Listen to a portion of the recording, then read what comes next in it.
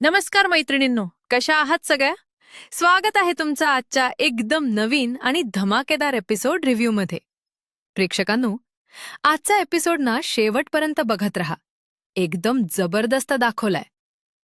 आजच्या भागात ईश्वरीची खास एंट्री आणि अर्जुन सायलीच्या आयुष्यात येणारं नवीन वादळ बघायला मिळणार आहे. चला तर मग, जराही वेळ न घालवता आपण आजच्या एपिसोडला सुरुवात करूया. सुरुवातीलाच आपल्याला एक छान सरप्राईज मिळतं. पिवळ्या आणि निळ्या रंगाच्या साडीत आपली ईश्वरी, तू ही रे माझा मितवा मालिकेची लीड ॲक्ट्रेस सायलीला भेटायला येते. सायली गुलाबी ड्रेसमध्ये खूप छान दिसते. सायली तिला बघून खुश होते आणि म्हणते, ईश्वरी, अगं ये. अगं किती छान दिसतेस तू. अचानक कशी काय आलीस? ईश्वरी सांगते की आज वटपौर्णिमा आहे ना, म्हणून तिच्या माहेरून ती सायलीसाठी वाण घेऊन येणारच होती. सायलीला आश्चर्य वाटतं. ईश्वरी समजावते की तिला माहितीये, सायलीला रक्ताची नाती नाहीयेत. जसे मधुभाऊ आहेत, प्रतिमा आत्या आहेत. पण तरी तिची आई असती तर तिने वाण पाठवलंच असतं ना. म्हणून आज तुझी सख्खी बहीण तुझ्यासाठी वाण घेऊन आलीये, असं समज. सायली मनातल्या मनात विचार करते की तिची आई तर तिच्या नजरेसमोर आहे, पण ती अजूनही तिला आई अशी हाक मारू शकलेली नाहीये. पण तिची खात्री आहे की तिच्या हक्काचं माहेर आता तिच्याकडे लवकरच असेल. ईश्वरी विचारते की ती कसला विचार करते. सायली हसून म्हणते की तिला माहीत होतं, तिच्या माहेरून तिच्यासाठी वाण नक्की येणार. ईश्वरी सायलीच्या सासरचं कौतुक करत म्हणते की तुझ्या सासरची माणसं बघून नेहमी वाटतं, किसी की नजर ना लगे. पण शेवटी माहेर ते माहेरच. ती सायलीला धीर देत म्हणते की तिचं मन सांगतंय, सायलीला तिची खरी आईसुद्धा कधी ना कधी नक्की भेटेल. सायली प्रेमाने म्हणते, तुझ्या तोंडात साखर पडो. मग सायली तिला वाण देते आणि तोंड गोड करायला सांगते. ईश्वरी कौतुक करते की ताई, तू कधीच कुठली रीत चुकवत नाहीस.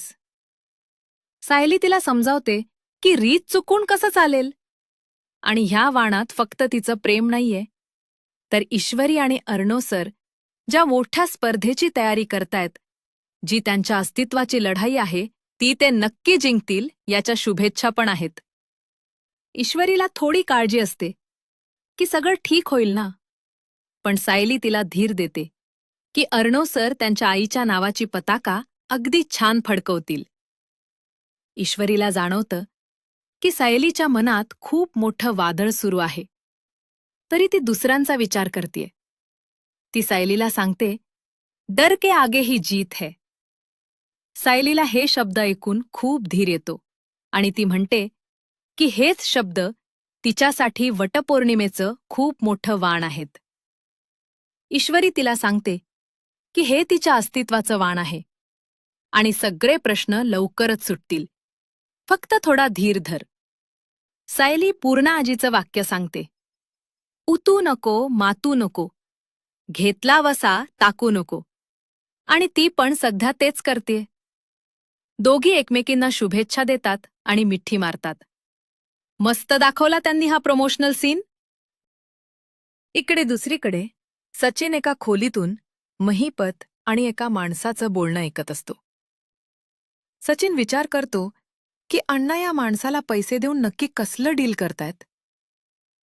महिपत त्या माणसाला धमकावत असतो की मला काही माहीत नाही, मी दिलेलं काम करावंच लागेल, नाहीतर तोंड दाखवू नको, पैसे उचल आणि निघ. सचिनला लगेच कळतं की हे अण्णा बदललेले नाहीयेत, चांगल्या मार्गाला लागण्याचं फक्त नाटक करतायत. तो एक माणूस महिपतला म्हणतो की मी तुमचे पैसे कसे घेऊ, मी परत नाही फेडू शकणार. पण महिपत म्हणतो की त्याने परत फेडीची भाषा केलीच नाहीये. ही लक्ष्मी त्याला घरात नकोय, ती त्याच्या घरात नांदलेली बरी. तो त्या माणसाला पोराच्या नोकरीचं बघायला सांगतो आणि नोकरी लागली की पहिल्या पगारातून बहुगुणी बाबांच्या चरणी पेढे ठेवायला सांगतो आणि ताकीद देतो की काम झाल्याशिवाय तोंड दाखवायचं नाही, उचल पळ. तो मनस महिपतचे उपकार मानतो. पर महिपत म्हणतो, हे बहुगुणी बाबांचे उपकार आहेत. आणि तो माणूस बहुगुणी बाबा की जय, महिपत बाबा की जय म्हणतो. तेवढ्यात महिपतची नजर सचिनवर जाते आणि तो विचारतो, काय दीक्षित, काय काम काढलं? सचिन काही नाही म्हणून वेळ मारून नेतो. बापरे, हे सगळं भयंकर आहे. पुढे अर्जुन मुलांसोबत एका कलर बॉक्सशी खेळत असतो. अर्जुन विचारतो, तुम्ही खेळाल ना याच्याशी? मुलं हो म्हणतात. अर्जुन मनातल्या मनात विचार करतो की हा इम्पॉर्टेड कलर बॉक्स डॅडीने त्याच्यासाठी आणला होता, पण त्याने तो तन्वीला गिफ्ट केला होता. एक मुलगा विचारतो, हे काय आहे? अर्जुन सांगतो, कलर पेन्सिल, डॅडीने दिला होता. एक मुलगी म्हणते, कसले भारी कलर आहेत, पण आपल्याकडे असे कलर्सच नाहीयेत. तेव्हा निळ्या शर्टमधला मुलगा तिला बावळट म्हणतो आणि सांगतो की हे कलर्स फक्त आई-बाबा देतात आणि आपल्याला कुठे आई-बाबा आहेत. तेवढ्यात सायली दारात येऊन उभी राहते आणि मुलांचं बोलणं ऐकते. दुसरी मुलगी म्हणते की तिच्या वर्गातल्या प्राजक्ताचे आई-बाबा तिला नेहमी काही ना काही आणत असतात, पण आपल्याला असं कोण आणून देणार? एक लहान मुलगा दुःखी होऊन विचारतो, ज्यांचे आई-बाबा असतात ते खूप लकी असतात ना? मुलं म्हणतात, मधुभाऊ आणि कुसुमताई लाड करतात, पण त्यांच्याकडे एवढे पैसे नसतात. मग आपले असे लाड कधीच होणार नाहीत का? सायलीला हे सगळं ऐकून खूप वाईट वाटतं. ती आत येते, मुलांना जवळ घेते आणि म्हणते की असं परत कधीही बोलू नका की तुम्हाला आईबाबा नाहीयेत. मुलं विचारतात की आपले आईबाबा कुठेतरी असतीलच ना? मग आपल्याला असं आश्रमात का राहावं लागतं? ते म्हणतात की आईबाबा सापडले तर ते त्यांचा हात पकडून झोपतील, आई हाताने भरवेल. अर्जुन मनातल्या मनात विचार करतो की सायलीला नक्की काय म्हणायचं होतं. ते त्याला आत्ता कळतंय. आई-बाबा जवळ असणं ही किती प्रिव्हिलेज गोष्ट आहे, आणि तो आई-वडिलांचं प्रेम बघत वाढला म्हणून त्याला त्याची किंमत कळली नसेल का? तो निळ्या शर्टमधला मुलगा सायलीला विचारतो की आपल्याला आई-बाबा कधीच भेटणार नाहीत का? सायली त्यांना खोटी आशा देत नाही. ती म्हणते की तिला माहीत नाही आई-बाबा कधी भेटतील, पण तोपर्यंत आपण आहोत ना एकमेकांसाठी, एकमेकांचे लाड करायचे. मग ती सांगते की अर्जुन दादाने खाऊ मागवलाय, जा खाऊन घ्या. मुलं खुश होऊन जातात. सायली अर्जुनला म्हणते की आपल्याकडे जी गोष्ट नसते ना, तीच आपल्यासाठी प्राणापेक्षा जास्त महत्वाची होऊन बसते. ती स्वतःला त्यांच्यापेक्षाही दुर्दैवी समजते, कारण तिचे आईबाबा तिच्यासमोर आहेत, पण तिला ते आठवतच नाहीयेत. काय वाटतं बरं प्रेक्षकांनो? किती भावूक सीन होता ना हा? नंतर कुसुम डायनिंग एरियात येते, जिथे कल्पनाताई, प्रतिमा आत्या आणि सुमन आहेत. कुसुम विचारते, सगळ्यांना जेवण आवडलं का? कल्पनाताई कुसुमची मज्जा घेत म्हणतात की तुमची तर मज्जाच चाललीये. कुसुम सांगते की तिला उद्या खूप मोठी ऑर्डर आहे म्हणून ती निघतीये. मुलांना कुसुमने थांबावं असं वाटत असतं, पण ती त्यांना नंतर येण्याचं प्रॉमिस करते. कल्पनाताई कुसुमला जाता जाता सोडायला तयार होतात. त्या सायलीला काळजी घ्यायला सांगतात आणि काही लागलं तर फोन करायला सांगतात. सायली म्हणते की ती 1-2 दिवसात मधुभाऊंना भेटायला येईलच. मग अर्जुन त्याची मम्मा आणि आत्याला थँक्यू म्हणतो. तो सांगतो की सायलीला तिला पौर्णिमेची पूजा करता येत नव्हती म्हणून ती खूप ॲपसेट होती, पण त्यांच्यामुळे तिच्या चेहऱ्यावर स्माईल आली. प्रतिमा आत्या प्रेमाने म्हणतात की सायली आपल्यासाठी केवढं काय काय करते अर्जुन. मग आपण सुद्धा तिच्या सुखाचा विचार करायलाच हवा की नको? सायली विचारते, पूजा कशी झाली? कल्पनाताई सांगतात की छान झाली. त्यांनी त्यांच्या सत्यवानांची 7 जन्माची साथ मागून घेतली. सुमन ते ताट आत ठेवायला जाते. प्रतिमा आत्या मस्करीत म्हणतात की ही पूजा आणि उपवास वगैरे फक्त बायकांनी करण्याची प्रथा आहे. नाहीतर या नवऱ्याला काय त्यांच्या बायकांसाठी एवढं सगळं जमलं नसतं. हे ऐकून अर्जुन मनात विचार करतो की खरं आहे, बायका नवऱ्यासाठी सगळं करतात. मग मी माझ्या अनाथ म्हणून वाढलेल्या बायकोला आईबाबा परत का देऊ शकत नाही? कल्पनाताई आणि बाकी सगळे तिथून जातात. मग अर्जुन पूजाघरासमोर उभा राहून देवाची प्रार्थना करताना दिसतो. तो म्हणतो की हे ॲक्सिडंट रिक्रिएशन खूप रिस्की आहे सायली. प्रेग्नंट आहे. म्हणून त्याला ही रिस्क घेऊ देण्याची हिंमत होत नाहीये. पण जसे सावित्रीने सत्यवानाचे प्राण वाचवले होते, तसाच हा सत्यवान आज त्याच्या सावित्रीसाठी एक पाऊल उचलतोय. तो देवांना प्रार्थना करतो की त्याच्या सायलीच्या जीवाला काही होऊ देऊ नकोस. बाळाला आणि बायकोला सेफ ठेव. प्रतिमा आत्या आणि सुमन साडी बदलायला वर जातात. मग अर्जुन सायलीशी बोलतो. तो सांगतो की त्याने एक डिसिजन घेतलाय. सायली विचारते, कशाबद्दल? तो सांगतो, ॲक्सिडंट रिक्रिएशनबद्दल. आपण तो ॲक्सिडंट परत रिक्रिएट करूया. सायलीला विश्वासच बसत नाही. ती विचारते, खरंच? अर्जुन सांगतो की या रिक्रिएशनमुळे तुला सगळं आठवणार असेल तर ही रिस्क आपण घेऊया. या वटपौर्णिमेच्या दिवशी त्याच्याकडून हे गिफ्ट. सायली खूप खुश होते आणि म्हणते की तिला किती आनंद होतोय सांगूच शकत नाही. पण अर्जुन एक अट घालतो. तो म्हणतो की या रिक्रिएशनमध्ये मी सुद्धा सामील असेल. सायली म्हणते, असं कसं चालेल? तेव्हा अपघाताच्या वेळी तुम्ही नव्हता. अर्जुन तिला समजावतो की तो तिच्या गाडीत नसेल, पण मागे जरा अंतरावर त्याच्या गाडीत असेल. तो म्हणतो की हे आपल्याला खूप हुशारीने प्लॅन करावं लागेल, कारण मागच्या वेळेस या अपघातामुळे तिची प्रतिमा आत्या आणि सिनियर यांची ताटाटूट झाली होती. पण या वेळेला हे रिक्रिएशन त्यांना एकत्र घेऊन येणारं ठरलं पाहिजे. सायली, ठरलं तर मग, असं म्हणत त्याच्याशी हात मिळवते. पण मैत्रिणींनो, इथेच मोठा ट्विस्ट आहे. राकेश एका बाजूने हे सगळं ऐकत असतो.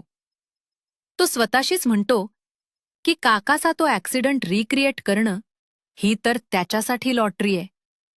25 वर्षांपूर्वी पप्पांचा प्लॅन फ्लॉप झाला होता, पण या संधीचं तो सोनं करणार. तो या रिक्रिएशनला असं वळण देणार ती काका, काकू आणि सायली तिघेही स्वर्गात पोहोचतील. बापरे, हा राकेश किती भयंकर आहे. अर्जुन आणि सायली एकमेकांना मिठी मारतात. अर्जुन म्हणतो की आता त्यांच्यासमोर सगळ्यात मोठा टास्क आहे. तो म्हणजे सिनियर आणि प्रतिमा आत्याला कसं कन्व्हिन्स करायचं, आणि यात तो इन्व्हॉल्व्ह आहे हे त्यांना कळता कामा नये. सायली म्हणते ती बोलेल त्यांच्याशी, पण तिला त्यांना सगळं खरं सांगता येणार नाहीये आणि खोटंही बोलता येणार नाहीये. अर्जुन विचारतो, जर सगळं खरं सांगितलं तर काय होईल? सायली म्हणते, मग ते विचारतील की हे पुन्हा घडवून का आणायचंय, आणि जोपर्यंत तिला तन्वीच्या सगळ्या गोष्टी आठवत नाहीयेत तोपर्यंत तिला त्यांना सांगायचं नाहीये की ती तन्वी आहे.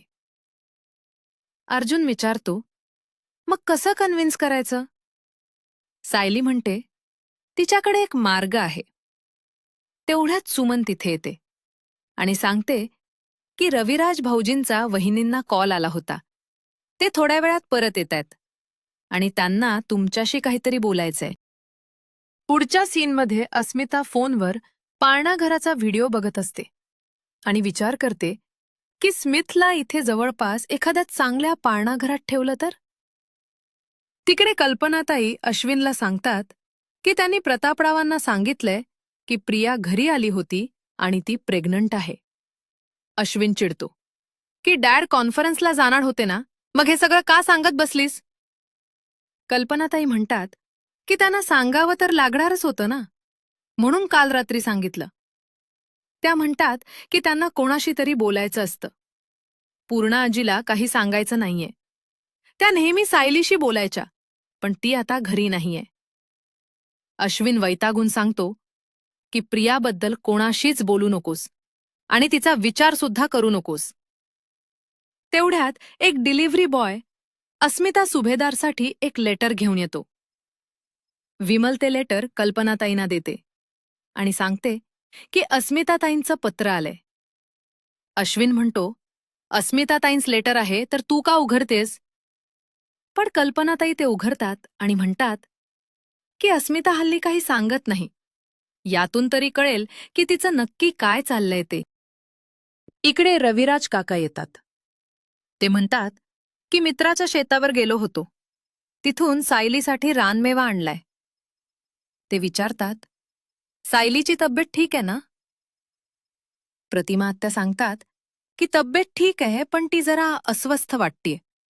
तिच्या मनावर सतत कसला तरी ताण आहे. रविराज म्हणतात की मधुभाऊवर जो हल्ला झाला त्याचं टेन्शन असेल. पण प्रतिमा आत्या म्हणतात की त्या पलीकडे आणखीत काहीतरी आहे असं वाटतं. तेवढ्यात अर्जुन आणि सायली तिथे येतात. रविराज सायलीला तो रानमेवा देतात. सायली खुश होते आणि म्हणते, रविराज काका, तुम्हाला कसं कळलं? मला चिंचाबोरं खावीशी वाटतायत. रविराज प्रेमाने म्हणतात, मानलेली असलीस तरी लेक आहेस ना माझी, आणि लेकीची इच्छा बापाला कळते. हे ऐकून सायली मनातल्या मनात खूप भावूक होते. ती विचार करते की न सांगता सुद्धा त्यांना तिच्या मनातल्या इच्छा कळतात, कारण ती त्यांची मानलेली नाही, खरी लेक आहे. अर्जुन रविराजना सांगतो की सायलीला त्यांच्याशी काहीतरी बोलायचंय. रविराज विचारतात, काय? सायली म्हणते की तिला त्यांच्याकडे काहीतरी मागायचंय. आणि प्रेक्षकांनो, इथेच पुढच्या भागाचा प्रोमो सुरू होतो.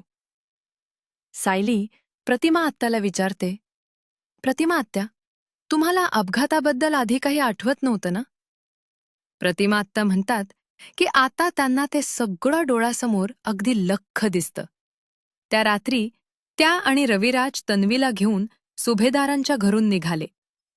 आणि दुसरीकडे राकेश फोनवर कोणाशी तरी बोलत असतो.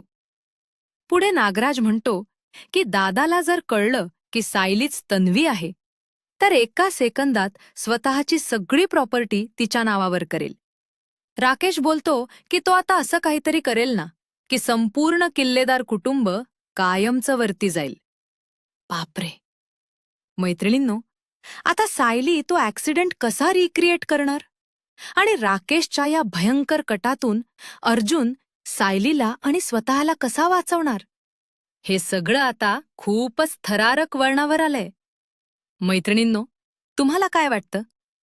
राकेश त्याचा प्लॅन यशस्वी करू शकेल की अर्जुन त्याचा डाव उधळून लावेल? मला नक्की सांगा खाली कमेंट्समध्ये. आणि हो, आजचा एपिसोड रिव्ह्यू आवडला असेल तर व्हिडिओला नक्की लाईक करा आणि आपला मराठी सिरियल कट्टा चॅनलला सबस्क्राईब करायला अजिबात विसरू नका बरं का. पुन्हा भेटूया पुढच्या धमाकेदार रिव्ह्यू सोबत. Thank you.